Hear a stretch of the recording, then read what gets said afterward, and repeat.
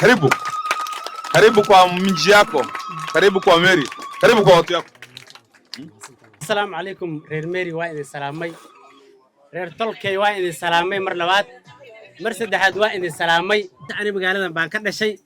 سو دوينتن إن كبدنا وايد كسوجاي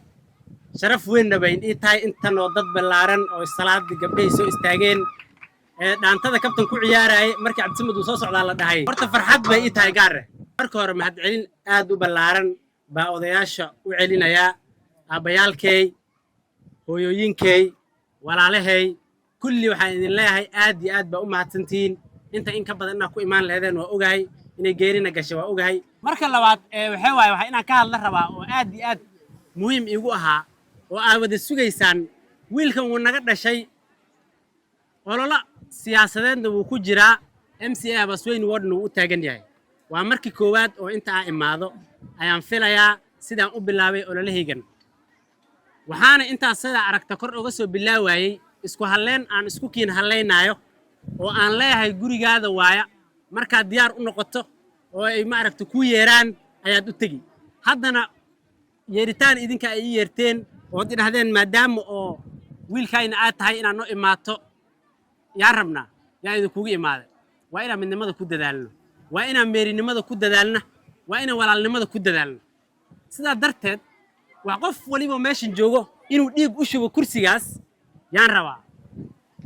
وحاجة لي كرسي هذا 20 years وهم لينا عم فيها 20 years 25 years بقالة أنت ديسنت هاي قف عدة كم بدأ ورر تلك ورر ميري أنت كمو استاجن MCA Habasweyn ورمو استاجن وعمرك أول رئيس التاريخ ده سببتي أو إني ما عرفتي أنا استاجو كرسي جاسنا وحوايا دبعتها مقالة haysato vision marka leedahay oo ina meel fog gaarto oo Kenya lagu nool yahay magaalada wadanka lagu nool yahay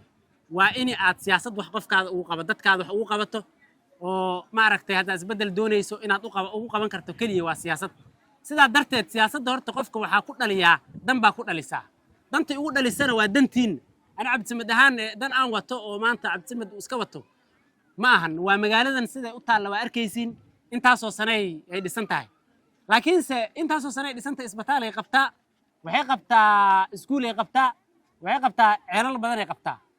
laakiin se dadkii ka wada bogay dib ugu ma soo laawanin waxna umay qabanin dadka aad doorateenna waxba idin may qabanin maxaa yeelay hadda maanta qof baa nin baa ku jira magaaladan kama imaanin priority-gu ugu hor magaaladu saarayo waa magaaladu ka imaaday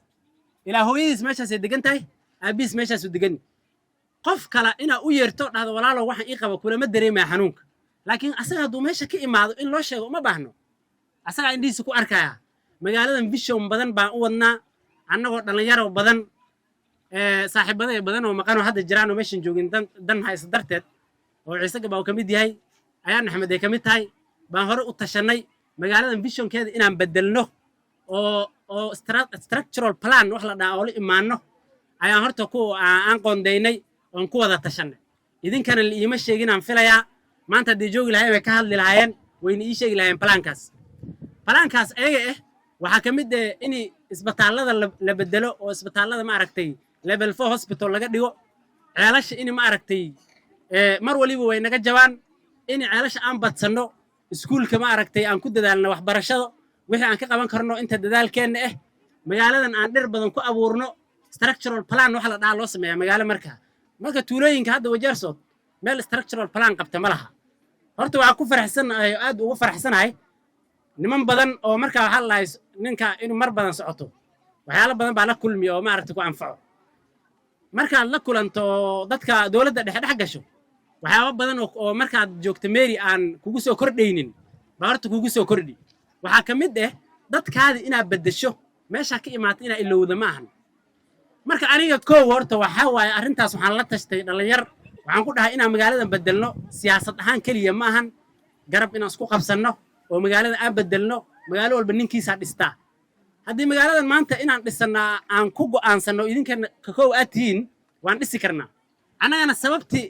na soo istaajisay oo nagu soo dhiirisay waxa way caruurtan yaryar visionka hadda ilmahan annaga oo age kayne magaaladan markay ka bogaanba way ka tagaan تاسع هرتو مقالة واحد دشي وإيمج كم يالي أو مقالوين كلا كرر تاسوا إنا ما عرفت فيشون يالنو وأنا ما عرفت سكمل نقنو ضدك مقالة ده كل سياسات قلا ما دام هذا قف تختار وان ليهلي قف معلن وان ليهلي قف إنجنير وان ليهلي waxbarasho dadka waa la qabsanaa oo waxa la dhihi jiray magaalada 20 sano ay jirtaa dadka meerina horumarkooda aad buu markaa fiiriso iyo u yar yahay televisionkaas inaan ku dadaalna waa muhiim in aan midnimo ku dadaalna oo walaal isku noqono waxa la nin walaalkiis doorsaday ilaahay darajo siin waay darka in adeerka dhigtay baa wali dagaysay baadida nin baa kula dayday dalna ka badan Allah waan doonayaa in heshan daain abidkiis marka waxa tusaale ah in walaalka afka kaliya aad kala wado oo afka kaliya aad kaga dirbaan tunto horta ma ahan waxyaabo badan baa dhiman waxyaabo badan baa soo socdo waxyaabo badan baa dhiman hawlo badan baa yaa hartay siyaasad kow ma joogto laakiin annagoo isku duuban oo reer meeri ahaan inaan wax ku qaybsan karno wax ku raadsan karno waa muhiim in horta midnimada aan ma aragto walaal isugu noqono oo wiilkiina taagan garab isu noqonnay oo hal meel wax ku raadsan baa idin sheegi hawl kow ma joogto siyaasadana wali kow ma joogto laakiin ida idin imaado idin sheego ni dhaha walaalayaalow tolkay waatiin magaaladan ka dhashaan aatiin inaan taaganahay inaad ogaataan oo maanta ogaataan raba hal shay ii haray oo nimanka reer aabahay inaad waxaan rabaa maadaama meeri ninka ugu opportunity-ga wanaagsan hadda markaa fiirisaa magaaladu ka soo baxaayo iyadoo ka bilaabayso qoys hoose ilaa qoys koro maxaa la dhihi jiray ninka imaaday oo magaaladiisana ay tahay meeri baa waxaa la dhihi jiray horta taagan sidaa darteed waan ognahay qoys baa wax lagu qaybsadaa markii runta la isku sheego meeri maanta saan baa igu qaadeen waana dareensan yahay abtigeeyo ayaa dhahay haddii maanta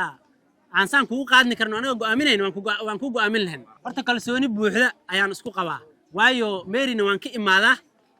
oo in badan designers markii la dhaho kursiga MCA-ga heer abtigeeyo ayadana oo meesha nimankaas la tartamayno ahna waxa la dhihi jiray reabtigay waa yihiin oo garab ay yihiin oo maanta i bari way taagan yihiin marka dhinac kasta ka fiiriso fursadda aad ka fiiriso ninka ugu dhadhow baan nahay laakiin niman oo reabay oo taagan oo badan jiraan ina u wada sheegtaan oo ka dhaadhicisaan oo dhahdaan hadii wiilkan baa meesha u cadcade walaalayaal ninkan noo keena wax ka wanaagsan ma jirtaa Soomaan